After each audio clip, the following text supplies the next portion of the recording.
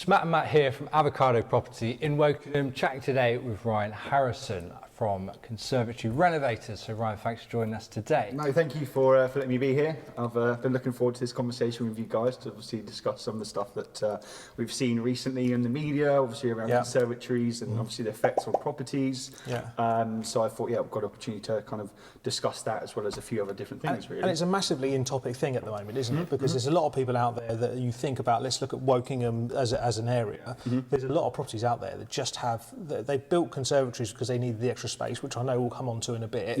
But they built it for extra space, but now they're seeing the value of their home almost depreciate rather than go up. Based on the fact that they've got an energy, what they hope to have a product there that would provide them extra space, but now it's just losing heat. Well, I think you put it well the other day. You mentioned it was like a depreciating asset on a depreciating asset. You know, your house value is going up, but the the conservatory price, or the value of your conservatory or how that affects the value of your house is going down. So I think that in itself is a great summary of obviously what's happening there in that situation with someone with a conservatory. I sort of thought, and obviously in that article that a lot of people obviously have read, it says about £15,000 is the kind of the average price that it will devalue your house by.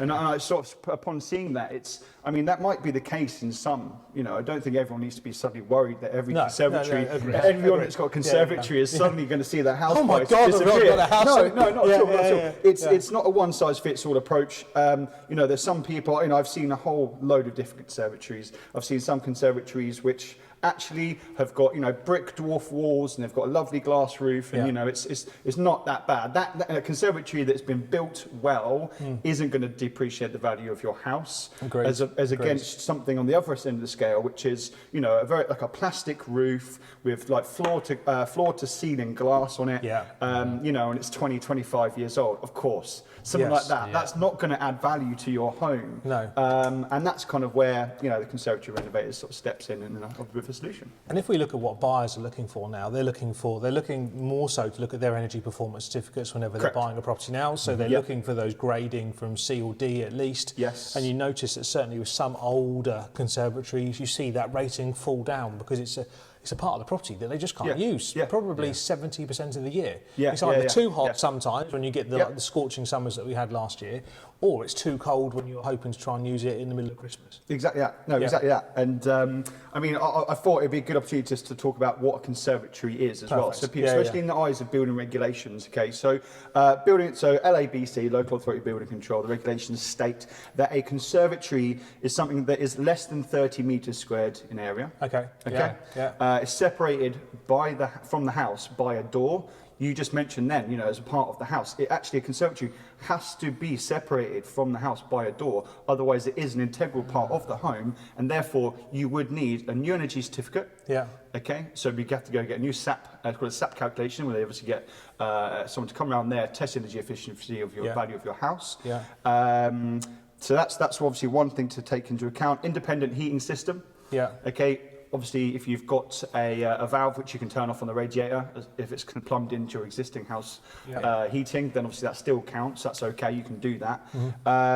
Obviously, single story, and also in terms of the roof, 75% of it needs to be translucent material, or more, should I say. And also the walls, 50% or more needs to be glass, basically. Okay, so you can have those dwarf type walls that you're talking about, brick part, and then the rest of it would be glass. But then if you've got a glass or is it polycarbonate roof? Yes, that's it. Plastic roof is plastic polycarbonate. Roof, fine. So if you've got that on top, then you've got a conservatory, and that's what you've got. Correct. So all of those things, if you do that, there's no building regulations whatsoever. Okay. You can build a conservatory, and you don't have to worry about what materials you use, essentially, or kind of conforming to any kind of regulation whatsoever. Okay. Now that's obviously where it's all changing, though. So in 2010. Okay, that's when Local Authority Building Control changed the fact that you couldn't put a solid roof on a conservatory before 2010. After 2010, they changed it, so then now you can.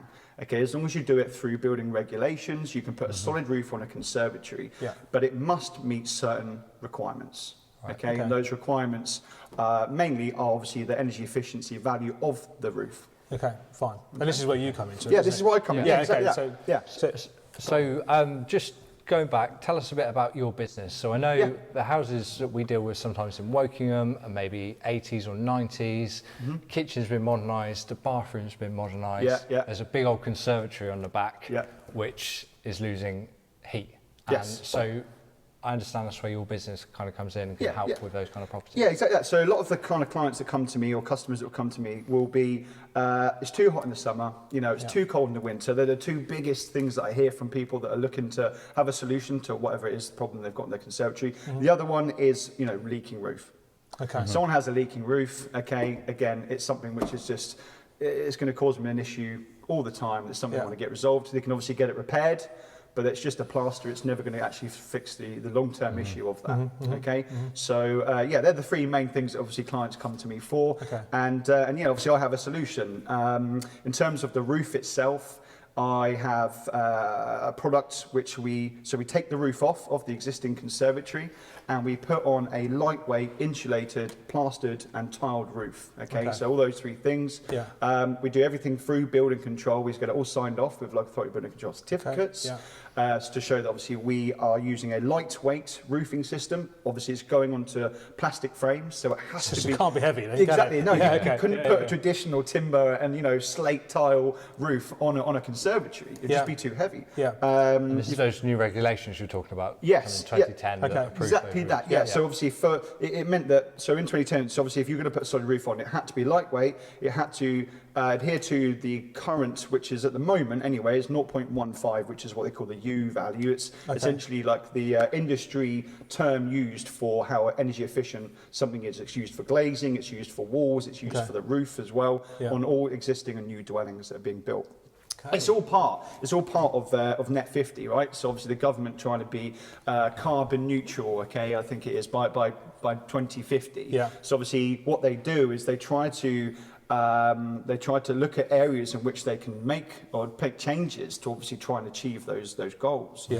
Construction is obviously a huge one, okay, you know, with all the new buildings being built over the next, you know, say now 30 years, give or take. With the government Net 50, what they're trying to do is obviously make huge changes within the construction industry by making every process and material as energy efficient as possible.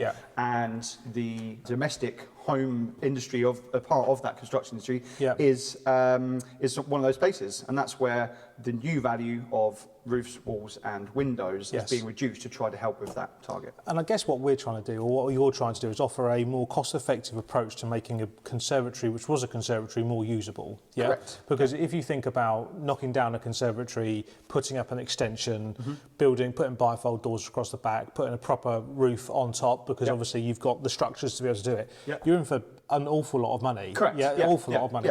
Whereas what you're trying to provide is that solution, where certainly not a cheap solution, but a solution that allows someone to be able to use that area of their house more regularly without having to spend a fortune on doing it. Absolutely, Is there a rough guide as to what the savings may be from let's say from an extent, and it's all based on size, isn't it, really? Correct, but if you take a normal conservatory, let's say a 3.5 metre by 3.5 metre conservatory, and we look at what would an extension cost versus what your product is? The question really is, when you've got a conservatory, the key thing that obviously the solution that I've got is that you've already got something there. You've already got foundations, okay? You've already got, you know, a footprint that we can use. And that's what I do. I look at the footprint that you've currently got of a conservatory and I do something with that to make it a more energy efficient and usable part of the home. You know, whether it be just replacing the roof with the Lecker warm roof system, which is what we use, so that obviously you sort of better thermal regulation, you can start using it all year round. And it becomes an extension in the eyes of, I imagine, an estate agent as well, because it now has building regulations, and it's sort of it's now a usable space 100% of the year, isn't it? Rather than it only being something of a very small percentage. Correct. So obviously, that's one end of the scale. So just changing the roof for an insulated one. Windows and doors, obviously, you can replace them either like for like or some sort of new configuration to have whatever they're kind of looking for. To the other end of the scale, which is knocking it right down to the foundations and building it again from the ground up. So you know that saves a lot of money against an extension because you've already got the foundations there. So absolutely. That's kind of where I come in and obviously provide a solution with and I feel like it's what we were chatting about this the other day, where you get some homeowners out there that really want to capitalise on the value of their home, don't they? Yeah. And if they've got a conservatory on the back and they're thinking over the next 2, 3, 5 years, I'll tell you what, we're going to need to move at some point. We don't really want to go through the cost of having to spend all the money on stamp duty and moving just yet, but we know we want to at some point. For example, they've got a young family, they know they're going to need bigger bedrooms, but they just don't want to make that move yet. This could be a very good, more cost-effective approach to them in the short term, which then also would add value to their home in the long term. Yeah, and I'm always saying about doing work to your house up front, where you can enjoy it, and then when you come to sell it, the work's already done and you've enjoyed it, and then the next person can enjoy it. Definitely. So I want to talk a little bit about energy savings. Okay. Yes. So you know, the fact of it being us turning it into a space that can use it all year round. One of the main reasons behind that is obviously it's better use of your energy. You know, it's not going to be hot in the summer and too cold in the winter. So I've actually done some fact finding to obviously have a look at finding some information about what kind of savings you'd be looking for just by replacing your polycarbonate or glass roof, okay, with an insulated roof, which is what we do. So just to give you an idea, so in 2012, a company called Acon, carried out a study. So what they did was they used some thermal modelling software to look at the difference in energy consumption for a property with a 3x3 metre conservatory with a normal glass or polycarbonate roof against the difference basically of having a solid roof on top of that exact same conservatory. Now the findings were, bearing in mind this was in 2012, the findings were that on average it yielded an energy saving of about £200 a year. Now obviously 2012 was quite a while ago when this study was carried out. And we all know that costs have gone up so much. Well, I've got some figures here as well. So in 2012, the average house spent, the energy bill was £1,232. Okay. Last year, just 10 years later, it was £2,500. That's more than doubled. So if you use that same thing, that £200 is now £400 a year saving on energy costs alone. So you know the cost effectiveness of doing something like this. You know, over the space of a few years, you've made such a big saving. An amazing saving as well, isn't it? Yeah, absolutely right. Exactly. Well, and so that's just changing the roof structure of an existing. Correct. Literally just just replacing the roof with a building regulated, signed off by local authority building control, insulated roof. So that's not to mention the building regulations that changed last year. Okay, so it was 0.18 was the U value. It's now 0.15. So that's a 16% increase in the energy efficiency of the roof itself against what it was like in 2012. So you've got high energy costs. You've got the fact that the roofs are now more thermally efficient. So that £400 a month is probably more like a year. £450 a year. So you know it's substantial. Really. It's a really big change, isn't it? It's a really big saving. I mean, we have to factor in the fact that this isn't free to do. You need to spend the money to do it. But if you look at the end product of what someone's going to have, they're going to have something that's usable all year round. That they can then actually, because I know what it's like when you've got a family, you've got loads of stuff that's kicking around that you would love to have another space to put it, rather than just your living room. So if you've got a conservatory where you can utilise that space 100% of the year, that's in theory a godsend anyway. Just from a space perspective, not to mention the fact that you're going to saving money, and it's something that you can use, as I said earlier, all year round. Yeah, perfect. I mean, why wouldn't you do that? Correct. Such an obvious solution, and we all know those old conservatories are so ugly, and one by one they all need to be modernised and brought into 2023. 100%. Yeah, perfect. Couldn't agree more. Well, this is where we come into it, really, isn't it? Because when you're thinking about properties and selling properties and how you want to try and maximise that value, and I know we spoke about it earlier, but maximising the value of your home is something I get asked by not just buyers but also sellers every time I go and see them. They want to know what their end value is going to be in 5 or 10 years' time. So they're already thinking ahead. What can I do to improve it? How can I improve it? And even if there's someone out there that's got a conservatory on a property at the moment, but they want to sell the house, don't worry. It's not a case that you're going to be... Don't worry, it's fine. But then if you've got buyers out there that are going to be coming in and wanting to view somewhere on the basis that they want to do something to it, you can also offer them that solution. Because they're not going to be there for 2 years to make the money back. They're going to be there for 10 to 15 years. Exactly. Potentially. So Yeah, I think that buyer mindset, looking at a conservatory, you might look at it and think, oh, that's a house which maybe might sell only to older people or to a different demographic. Whereas all of a sudden, if you have a usable, energy efficient conservatory space, those young families are not put off by that. Correct. So I think that's a great solution. Yeah, definitely. Yeah. So how did anybody get in contact with you about wanting you to pop out and come and have a look at their conservatory? What's the quickest and easiest way for them? Yeah, sure. So obviously through my website, conservatoryrenovators.co.uk, on there's actually a quote engine as well. So you can put your details in, you put the size of your conservatory, its width, its depth, and the type of conservatory that it is. There's some pictures on there to explain that in a bit more detail if you don't understand. And then at the end of it, I'll then get an email. I obviously have all that information. I can contact you, arrange an appointment to come out, and I've already got some information about what it is that you've already got. So when I arrive, we're already halfway there. Okay, perfect, fantastic. Cool. And what are people looking at in terms of average timescales for something like this? In terms of getting the building control sign off, how much kind of hands-on stuff is there for the homeowners? Sure. Great question, actually, because what it is that we install, so the Lecker warm roof system, as I explained, is actually manufactured in Wokingham. That's the best bit about it, you know, supporting another local business, and I use those materials for all of my clients. Now, the way it works is that I would send off the drawings, to the fabrication business. They actually put it into the manufacturing line. It will then be made in possibly about sort of 4 to 6 weeks is pretty much the lead time for the roof to be made and for us to then go and install it. So now that roof is then delivered to the client's house as like an IKEA flat pack. It's already pre-cut. I don't like IKEA flat packs. Don't worry, you don't need to install it, okay?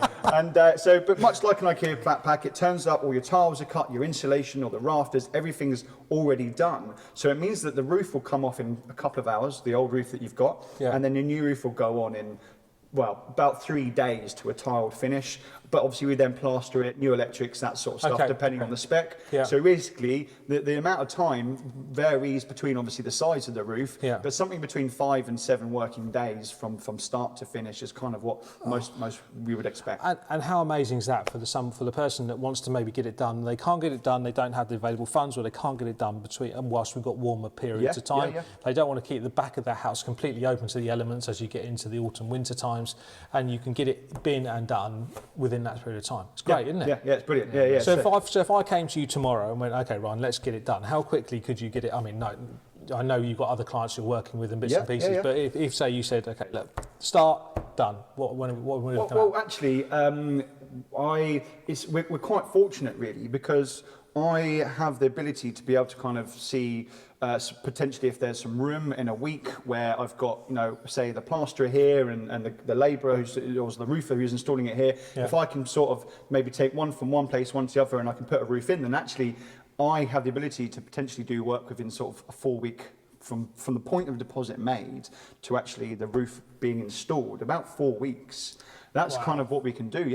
So obviously, because the only thing that takes the real time is obviously the roof being constructed, the fabrication unit. That's obviously where the lead time comes from. If we had the roof in a week's time, it's something that we could always look at to see whether we could put you in. But we're obviously, most of the time, our hands are held by obviously what those kind of application times are. So you're waiting for that for 4 to 6 weeks, and it's just a case of 4 to 6 weeks is our rough time that you'd be waiting from point of deposit to us taking the real roof off and beginning the works. Because we all know what we're like. Once we've made a decision on something, we want it done tomorrow, don't we? We don't want to wait 3 to 6 months. Yes, so if we turn around that quickly, you've then got your usable space configured to exactly how you want it to be configured. And giving everybody just mega this, isn't it? That's a real winner, isn't it? That's a real winner. It's a more cost-effective approach to just having an extension built. I'm not trying to take business away from builders who do an extension work, because obviously there is the value out there for them. Of course. But certainly everybody out there is more cautious to spend at the moment. As we know, mortgage rates have gone up. They're stabilising now, which is good. Energy costs are up. Blah blah blah blah. But everyone's looking to try and make that saving.